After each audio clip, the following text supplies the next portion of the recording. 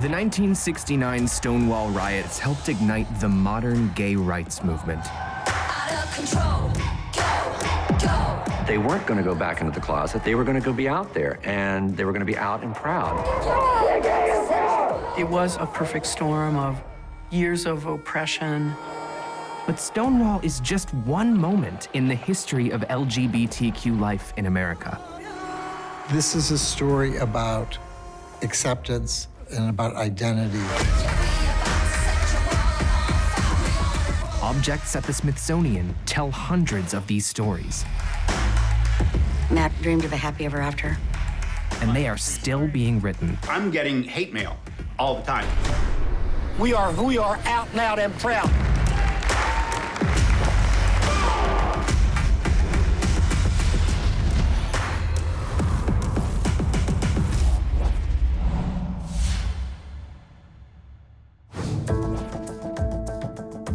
This can may not look like much, but it's one of just 2 artifacts at the Smithsonian Institution closest to a pivotal moment in American history.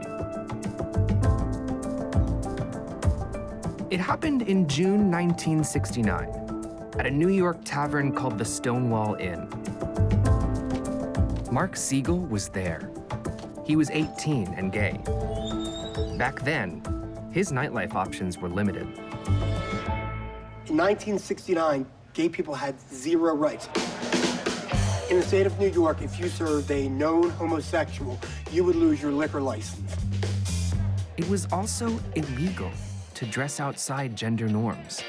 In the 1960s, I could have been arrested for wearing the jeans I'm wearing because they zip up the front, not the back or the side. So these are men's jeans. They actually are, but because I like men's clothes better, mostly.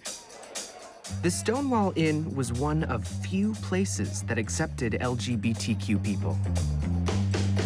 Didn't matter that the drinks were watered down, didn't matter that the glasses were dirty. That's all we could expect in our life at that point. But police often raided the bar.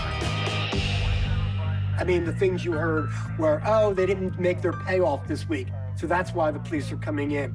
Or you'd hear, oh, it's just one, some election is coming up, so they have to show that they're taking the ferries in. Or, oh, they're having a bad night with their wife, so they want to hassle us. Those are the kind of things you heard.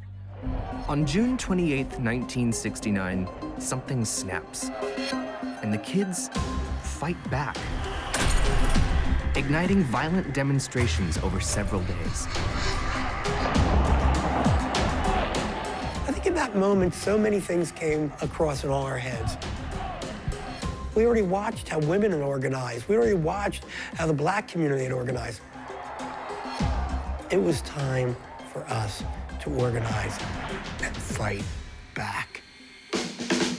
It wasn't the first gay rebellion against police harassment, but it did spark a new attitude and activism around gay rights. Stonewall was that final match, in a way, to light that fire and say, we are done with this. They weren't going to go back into the closet. They weren't going to go back into that bar and play by the rules of the NYPD. They were going to go be out there. While Stonewall marked a turning point, it wasn't the beginning of LGBTQ life in the US. For centuries, their stories have been hidden away.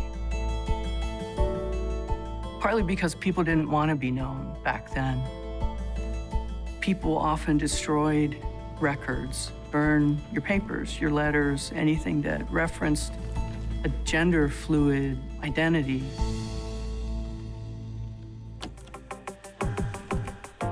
Smithsonian curators are digging into their collections for evidence of lives long overlooked. If your story is not told, then you're not important. History and objects are like umbilical cords. They're like a superhighway to the past. And to the future, to those who come after us, will want to know, am I the only one in the world who has ever, in all of history, felt like this? And no matter what you're feeling, the answer is no. But that's why you need to have people save stories so that you can find yourself. Hidden stories of people daring to be themselves are now coming to light at the Smithsonian.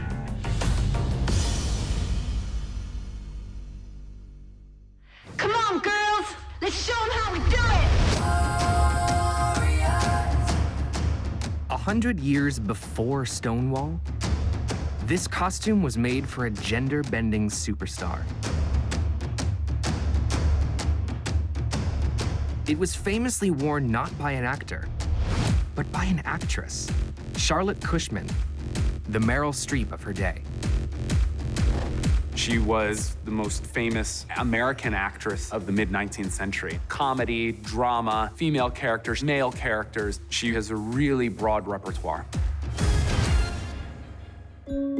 Cushman became a star playing Romeo to her younger sister's Juliet, at a time when women often played male roles to accentuate their feminine anatomy. When you're playing male roles like Romeo, the tights that extended below the breeches exposed women's legs, which was pretty rare, and it was seen as being risque. And so the performance was as much about sort of the titillating spectacle of going to see women's legs as it was about the actual acting. But where she could, Cushman strove for authenticity and chose to hide her gender altogether. In 1857, she played another man, Cardinal Wolsey, in Shakespeare's Henry VIII. Cushman has the costume designed in order to de-emphasize her body, right? You can't see the legs. She also has the robes cut very loosely so that it de-accentuates her bust. Charlotte Cushman wears those, taking on a role that she couldn't take on in real life by making people forget that that's a woman in there. But it's an astounding performance. Cushman's gender bending didn't stop when the curtain came down. She often dressed in men's riding jackets and pursued several sexual relationships with other women. So she wasn't out in the way that we would talk about that term now, but she wasn't shy about going out in public with the people she had relationships with. Today's concepts of being gay or lesbian didn't apply in the mid-19th century. In fact, these labels weren't even used. Same-sex passion in that period is viewed as something that is, to some degree, normal. Although it's the sexual explicitness, that's the line that polite society doesn't want crossed. Cushman was mindful of not crossing that line. For instance, she told almost all of her lovers not to share her letters or to even burn them. So she was very careful about how she wanted to guard her sexual experiences and her relationships. Women living with women, even as life partners, was acceptable. Society called it a Boston marriage. In fact, that was viewed by most people in society as a very chaste and pure thing to do. And then what happened behind closed doors happened behind closed doors, and nobody quite knew.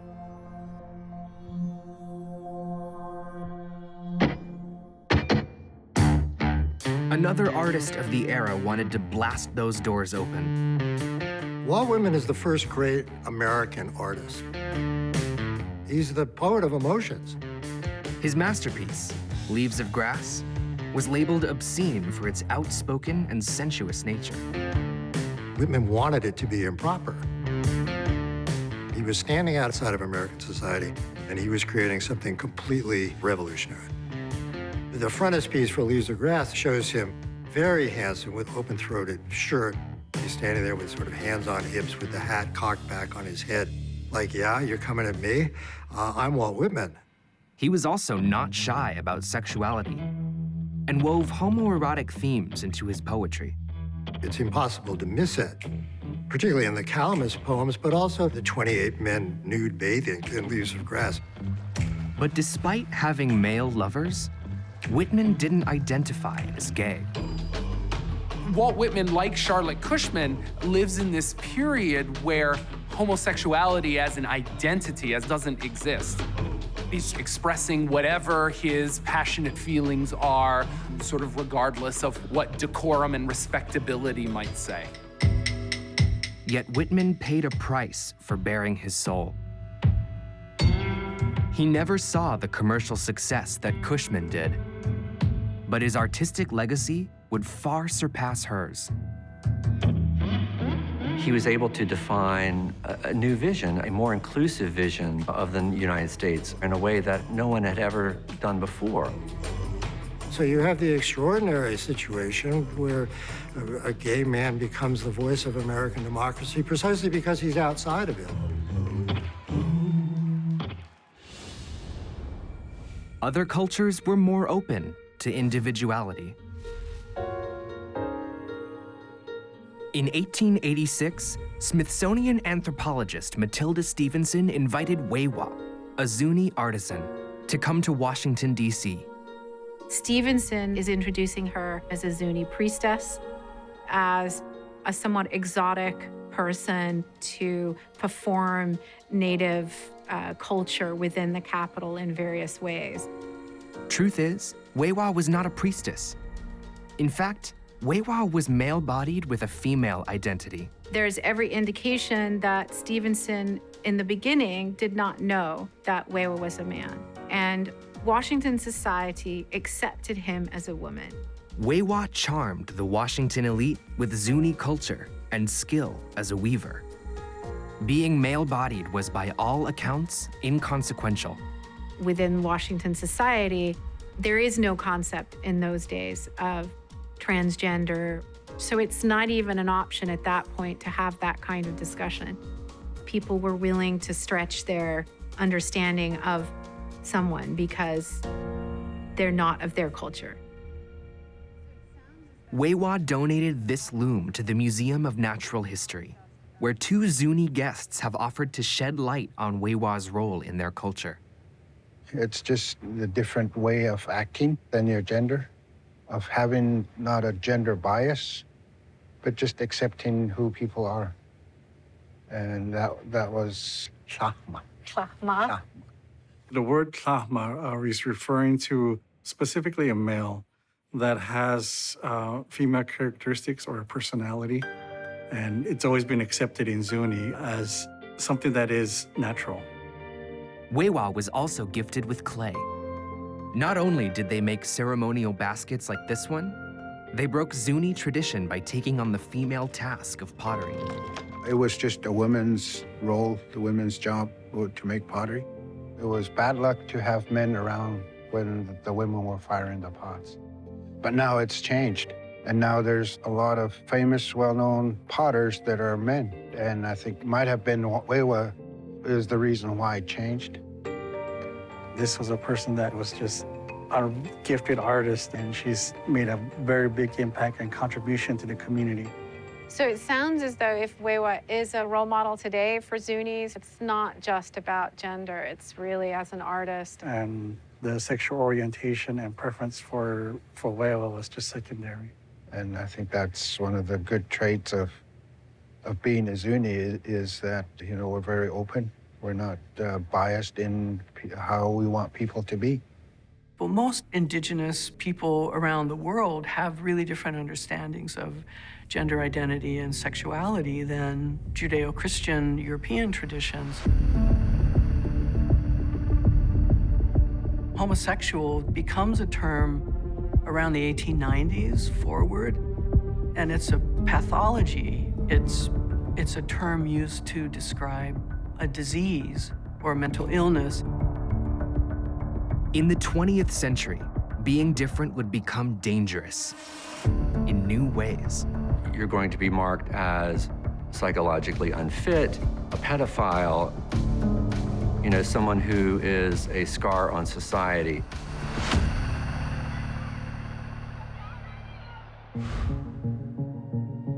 This police booking card from 1915 has been preserved at the National Museum of American History. Countless like it were issued across America for men who broke a very specific law. Mr. Mooney was picked up for what would be in the vernacular called cruising at a railway station in Scranton, Pennsylvania. The law called it sodomy. You have this man being penalized for at least trying to find someone like himself.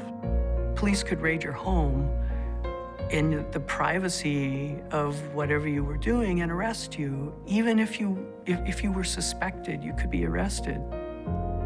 Mooney was convicted and sent to jail for 3 years. It totally symbolizes the idea of criminalization of same-sex relationships.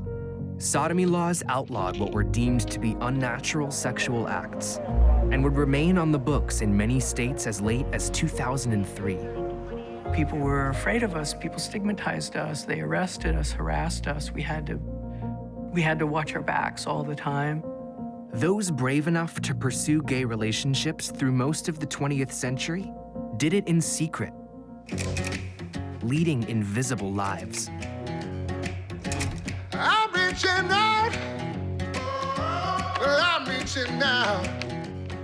These are love letters addressed to a man by several different men during World War II. Tell me your dreams, are you waiting for me? Show me your heart. The Philip St. George letters tell the story of a man who seems to have been closeted, but was trying to pass as straight. I'm reaching out for love. They talk about how they're feeling in a way that men at that time were not allowed to do, certainly openly, and certainly if you were in the military. In many ways, the war actually helped gay people feel less alone. You do have men and women coming from all parts of the United States, and they're being thrown together in sometimes very close quarters, and they're finding out that, oh, wow, I am not the only one like this in the world. And they start comparing notes. They form alliances. They have lots of sex. They feel empowered. It was a liberating time for the gay community to accept and understand its identity. Now, of course, the community was underground, and especially in the military, but this definitely sowed the seeds of let's get together and let's see how we can actually change society. Still, few came out openly for fear of being court-martialed or worse. And back home, there were growing efforts to stamp out homosexuality altogether. There were enough medical physicians who thought being gay was a medical condition that could be cured. Throughout much of the 20th century, gay men and women were involuntarily committed to psychiatric facilities by their families in hopes of getting the gay out. They used drugs. They put people into comas to alter their minds. They used electroconvulsive shock treatment to rewire the brain or short-circuit the brain. Basically, this involved showing the gay man pictures of nude males and shocking him with a strong electric current.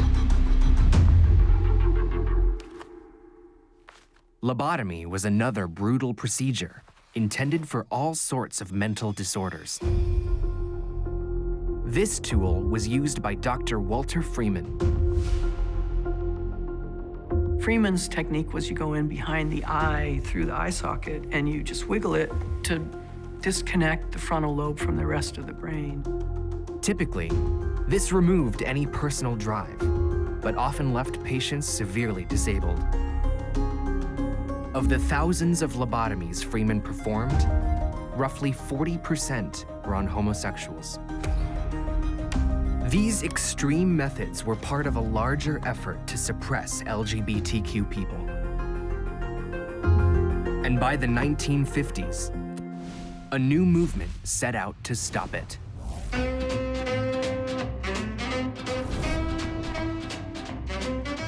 These magazines are from one of the earliest pro-gay organizations in America. In some ways, the mantra was, we're going to fit in and then we'll be accepted. We're going to educate the American populace that this is not something abhorrent or out of the ordinary. We are members of society just like you. Groups like the Mattachine Society and the Daughters of Bilitis were founded in the 50s to establish a safe, underground culture for gays and lesbians. What adults do willingly in private is their own affair. and their real main reason for existing was to serve as support groups and trying to push for some equal rights, but in a non-confrontational way. It was called the homophile movement, meaning loving the same. And one of its most outspoken activists was Frank Kameny. We're going to go out, we're going to march, we're going to be much more vocal, much more visible, and we're going to be who we are. In 1957, Kameny, a Harvard-trained physicist, sued the US government when it fired him for being gay. He was not successful, but he certainly did not lay down and just walk away like so many others. He was a little bit of a firebrand, or a lot of bit of a firebrand, actually. Diversity doesn't have to imply threat. He radicalizes himself. Kameny took his fight to the White House in 1965. He's doing this with his long-term activist partner, Barbara Giddings, and sort of proudly stating, I'm a gay man, I'm a lesbian woman, and I am demanding my rights. Every American citizen has the right to be considered by his government on the basis of his own personal merits as an individual. Kameny and Giddings took their pickets to Philadelphia on July 4th and demonstrated in front of Independence Hall annually for the next 4 years. Fellow Mattachine member Lily Vincennes filmed the event in 1968. Kameny would later use the simple phrase, "gay is good," to say that homosexuals were upright citizens like everyone else. They even dressed the part. They thought that all women should look like housemaker's of the 1950s, and all men should look like the guys who work on Madison Avenue with suit and ties. We're just going to march, and we're going to have our placards, and we're going to show you that, oh my gosh, you know, they look just like my neighbor next door. But their polite request for equal rights was drowned out as the 1960s became more politically charged. There was this tension across the country to be more visible, more active, more confrontational. The younger generation was tired of playing by the rules. We are done with this. You know what? We're going to live our lives. It was time for us to fight back.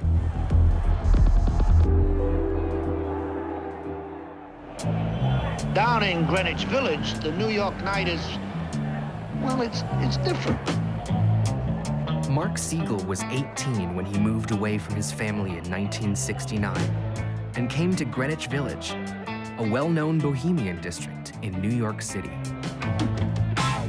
When I was 18 years old, I knew I was gay, but I didn't even know what the right word for it was. Like many other gay runaways, Mark landed on Christopher Street and hung out in Christopher Park. And this became my home. Our friends here were everybody you can imagine. We just accepted each other and were proud to be with each other because we were ourselves. And that was one of my hangouts, Stonewall. I would usually go to the end of the bar, and that's where my friends, street kids, drag queens, would hang out. Among the regulars were Marsha Johnson and Sylvia Rivera.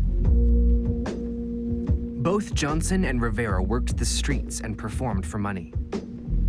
And like most Stonewall customers, they were regularly harassed by the police. We were second, third, fourth-class citizens, but this place, you know, allowed us to be here. We could be arrested out on the street, so this was safe. On June 28, 1969, Mark had been in New York just 6 weeks.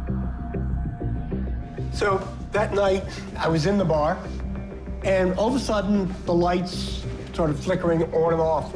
I looked over the person next to me, I said, "What's going on?" And they were casual. They said, "Oh, just another raid." That set off alarm bells inside me. I was nervous as hell. And the police had no use for me. They're going after the drag queens. They're throwing insults around.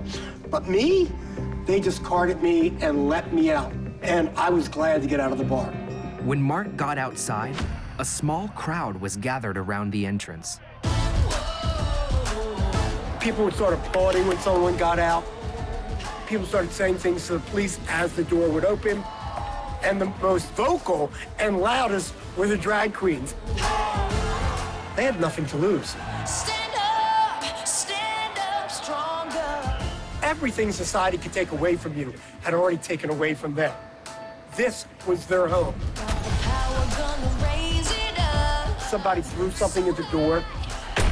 Ruckus started. Police came out of the door chasing somebody. Then they went inside because they felt endangered. The police barricaded themselves inside the bar. Basically, all hell broke loose. By the time police reinforcements arrived, Christopher Street had filled with several hundred people. Police came out, people dispersed, people ran down that street. They ran up various other streets, Bleecker Street, Gay Street. They just were all over here. It was one of the greatest nights in the history for gay people. By 4 a.m., the riot squad finally dispersed the crowds. But for Mark and his friends, the rebellion had just begun. Marty Robinson came up to me and hands me a piece of chalk, at which point he says, go up and down the street and write on the walls and the street, tomorrow night, Stonewall. Tomorrow night, Stonewall. And we did that all the way down to Silver Dollar Restaurant, all the way up to Greenwich Avenue. Word spread quickly, and the following night, thousands filled the area. The uprising continued over the next few days, often turning violent as demonstrators clashed with police and declared their independence. Never let society define us ever again. We are who we are, out loud and proud. We were going to be in your face. We were going to demand rights. And standing right here at one of those moments, in my head somewhere, I said, this is what I want to do the rest of my life. Within weeks, Mark, Marsha Johnson, and other activists formed the Gay Liberation Front, uniting gay men, lesbians, and transgender people in the fight against oppression and inequality. First thing we did was to identify ourselves. We were no longer homosexuals. That was a clinical term, and we didn't relate to that. My mother knows I'm gay. My father lives in Los Angeles and does not know I'm gay, and I'm proud of it. Right on, right. That was a point of no return in the sense of accepting themselves and being out there, and whether my family accepts me or not, this is important to me now. I want to be a full American citizen. And to celebrate their independence, they chose the first anniversary of the Stonewall Riots to stage the Christopher Street Gay Liberation Day Parade.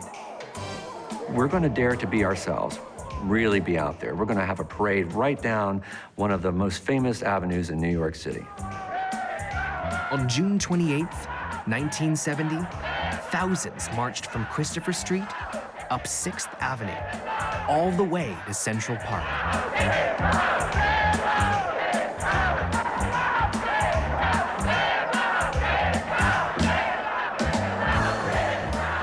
Gay people actually leaving the village and walking where good, upright citizens live and work every day right across Manhattan. Simultaneous marches were held in Chicago, LA, and San Francisco.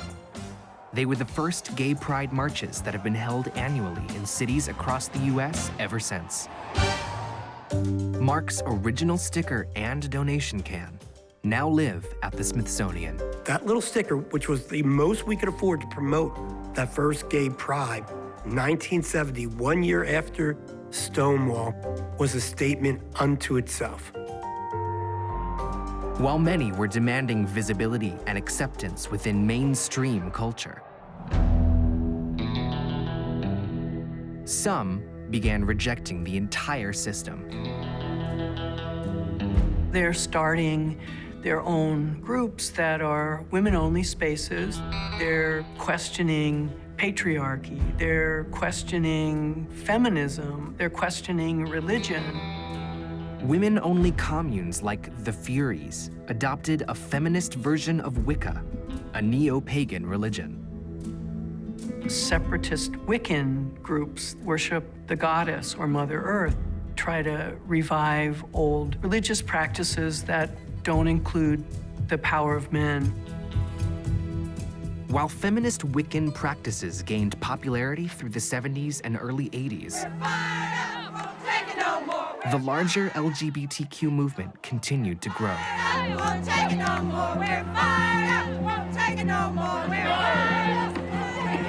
In 1979, just 10 years after Stonewall, more than 50,000 people marched on Washington for gay and lesbian rights. The future was looking brighter until a mysterious killer began taking gay lives. In the early 1980s, doctors began reporting strange symptoms in gay male patients. 1981, we began to hear about the first cases of what was being called the gay cancer. Men's immune systems were failing catastrophically. In the initial stages, your life was over within a few weeks.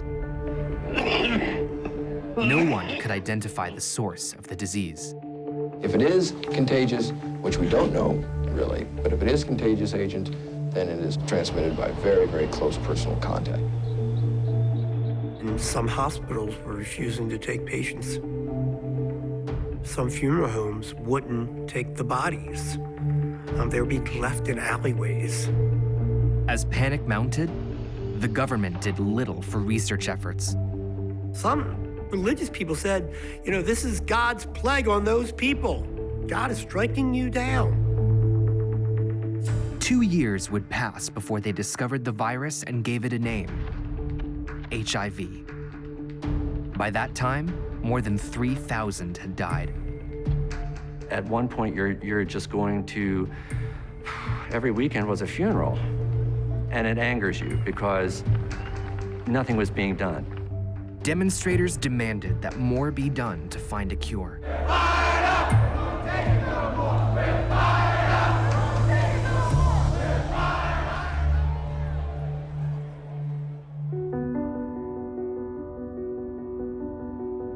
In October 1987, activists descended on Washington, D.C. to honor those who died of AIDS, with what would become the largest traveling memorial in the world. The AIDS quilt is a unique and interesting phenomenon. Nearly 2,000 panels with the names of the dead were laid out on the National Mall, covering a space larger than a football field. They had boxes of tissues because everyone was crying. I found the names of some of my friends. We have a quilt panel from Roger Lyons, who testified in Congress saying famously, "Don't let my epitaph be I died of red tape," because Congress wasn't ponying up, wasn't paying attention, didn't care. The quilt continued to grow, toured other cities, but it always returned to Washington with a clear message. Let us show you the devastation. This is how large it has grown. And this is but a mere microcosm of how many people have passed. The AIDS epidemic was not exclusive to the gay community, and HIV continues to claim lives around the world. But the AIDS crisis hit closer to home than mainstream America expected. Not only were family members dying, so were popular celebrities. One of the hallmarks of that was when Rock Hudson died. Here was the ultimate American male. Big, brawny, deep voice. Always in a movie with some really great-looking actress. And lo and behold, Rock Hudson was gay. Yes, indeed, even the person that you think could possibly no way in the world be gay is gay. As the impact of the AIDS crisis rippled out, Broadway hits like Rent and Torch Song Trilogy exposed millions of Americans to sympathetic gay characters. Representation really matters. The more you see characters of different backgrounds, the more you understand that they are your neighbors, that you share the same concerns, and this is really what's important about entertainment. Then, in 1998, television brought gay lead characters into American homes. One sweet. Was that Danny? Yeah. Jealous? Honey, I don't need your man. I got George Clooney. Sorry, babe. He doesn't bat for your team. Well, he hasn't seen me pitch. Will and Grace is really unique because it took this idea of a normal sitcom of people living in a city and they could be your neighbors and added gay characters to the mix. Yeah, it's just a straight guy's way of thinking that you and I could ever be a couple. Okay, first of all, Will should only be so lucky. Okay, so let's just clear that right up. The producers of Will and Grace were gracious enough to bring us some of the objects from the show's production. So we have the pilot script for the show, so you can see the evolution of the script as they wrote it out. My one-night stand on Fire Island. Latin things. Good. And a cane. A railing. Ah, oh, come on, the clue. Each other. Things that you lean on! That's it! Not only did America get to see us, they got to laugh with us. They just kind of normalized being gay and made it just really popular and fun. Though not the first to introduce gay characters on TV, Will and Grace would win 18 Emmy Awards over 8 seasons and have a lasting impact on the LGBTQ community. Joe Biden said in 2012 when he came out for gay marriage that Will and Grace had done more to advance this cause than anything else. But the show's reach wasn't strong enough to eliminate hatred. Just 2 weeks after Will and Grace made its debut, a horrifying event sparked national outrage. Matthew Shepard is murdered in a brutal hate crime in Wyoming. You think things are going well, and then something like that happens. On October 7th, 1998, Matthew Shepard, a gay 21-year-old student, was found tied to a split-rail fence in a prairie outside the town where he went to college. He had been beaten savagely with a pistol. He's murdered by 2 young men about his age who thought they wanted to rob him, pretended to be gay. Shepard's murder was widely condemned as a brutal hate crime against gays. Within months, his parents would launch the Matthew Shepard Foundation.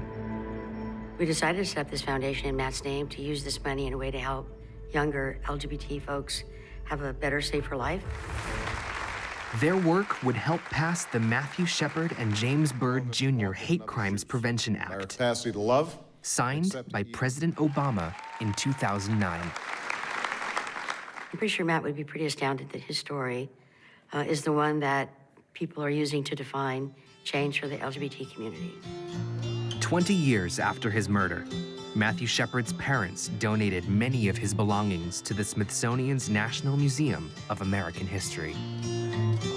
Even though he's become this mythic icon, he's much more than how he was murdered. It's the difference between Matthew and Matt. Matthew is someone who's considered maybe even a martyr to some people. Matt is just a kid. The lips really caught my eye. I received those for a Valentine's gift from Matt. It was about 7, probably. And after that day, I put it in his lunch when he would go to school. So he'd have a kiss for me at lunch. Oh, and he never lost it. No, he never lost it. One of the few things he never lost. He was just a kid. Like other kids, he liked Superman. He had a dog. He liked theater. He liked politics. He was so familiar the way all kids are. We do not consider Matt to be our gay son. We do consider him to be our son who happened to be gay. Just like he happened to have blue eyes, he happened to have blonde hair. What really matters is who you are on the inside, your core self. Are you a good citizen? Are you a kind person? This ring, it's one of those intense objects that capture a side of somebody. Did you know he did this? I did not know. This really, to me, exemplifies the hope he had for the future. He was very concerned that as a gay man, he might not ever be able to share his life with someone in the legal sense. So to me, this represents hope. He was a pretty optimistic kid. Dreamed of a happy ever after. Yeah. To think about his aspiration, his hope, his wanting to fall in love and have a family, be married, meet someone, to have a life ahead of him are all really packed into that ring. Like many before him, Matt Shepard paid a heavy price for being himself. And Peggy's the one who said it, God hates. And his death sparked such a hateful reaction from anti-gay groups that his parents didn't feel safe burying his ashes in a marked grave. We were going to scatter him in Wyoming, but his brother wanted him someplace where he could visit. So we just kept him in Casper with us. But Matt would eventually find peace in a place beyond their wildest dreams. And years later, his legacy would reverberate in unexpected places.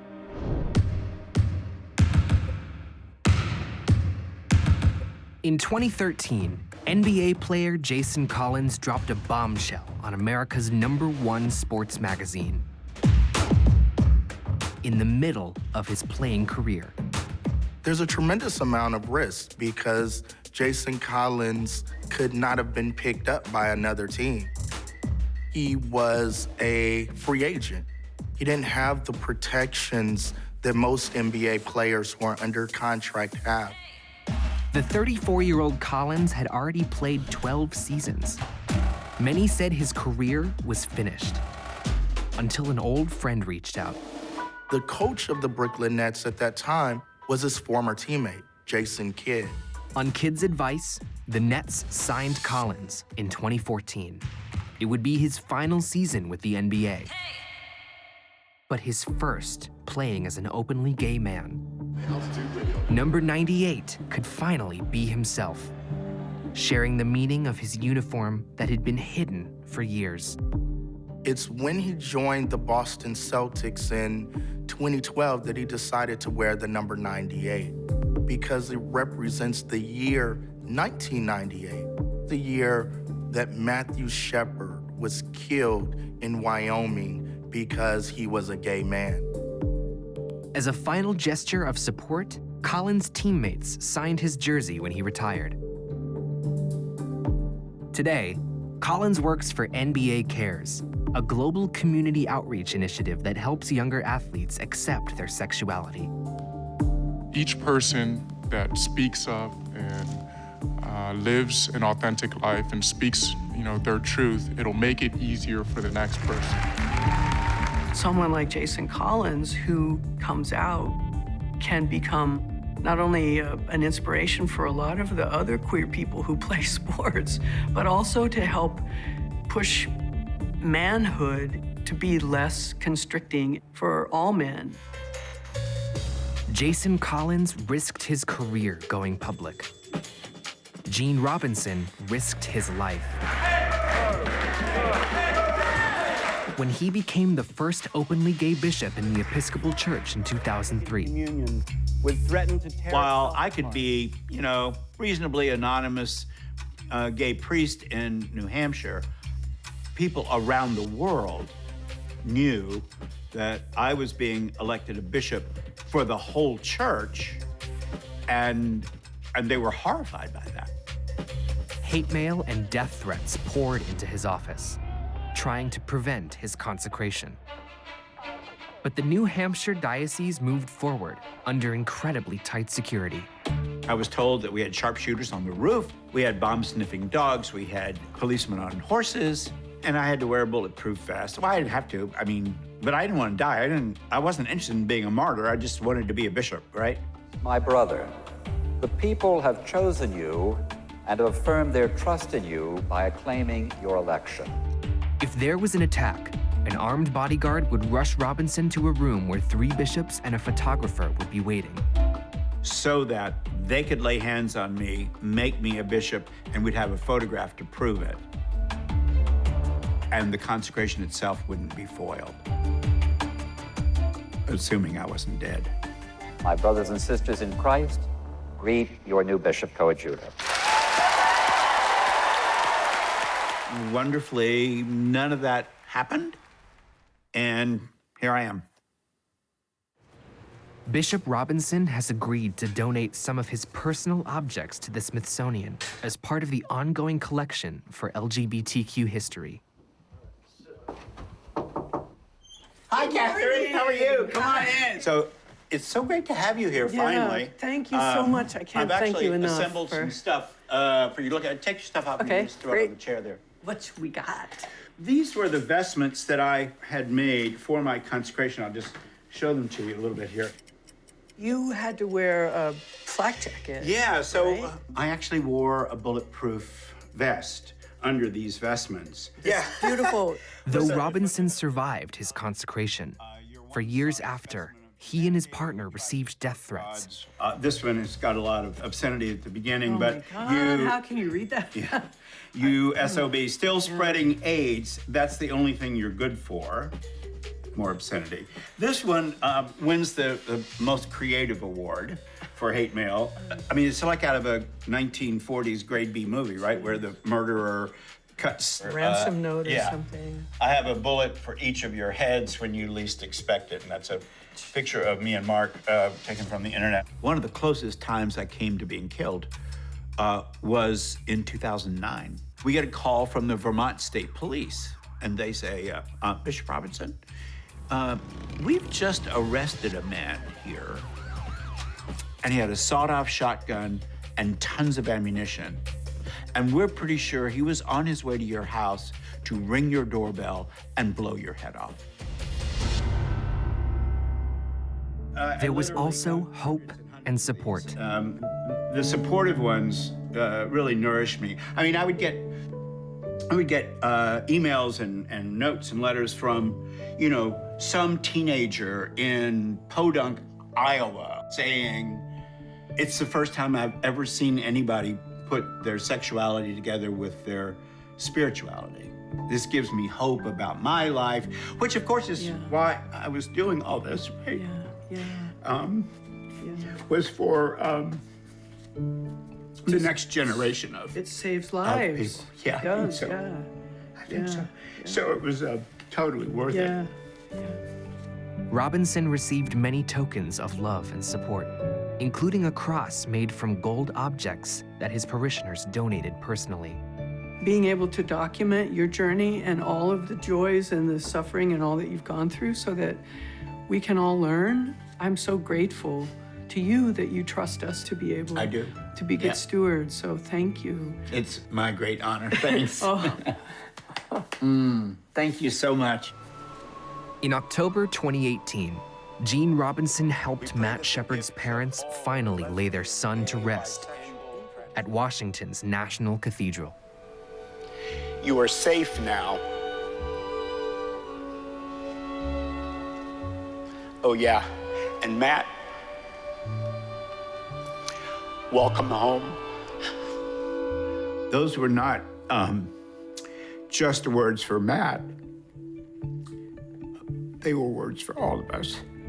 So for the Smithsonian to join in that says in a loud way, we're here, in a way that was denied us for so long. And so it's just a great honor to be invited to donate this stuff, and they can have anything they want.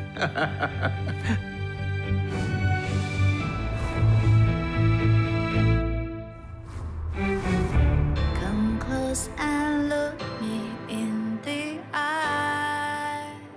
This is a story about acceptance and about identity and having your place in this national narrative. LGBTQ plus identity has been incubating for hundreds of years. So there's no one history, never will be. I think it's time we take control. But the LGBTQ experience is tightly woven into the fabric of American history. And as it changes with the times, Smithsonian collections reveal fascinating clues to often hidden lives. That's what this institution does well. It makes people realize, no matter who they are, that they belong to America.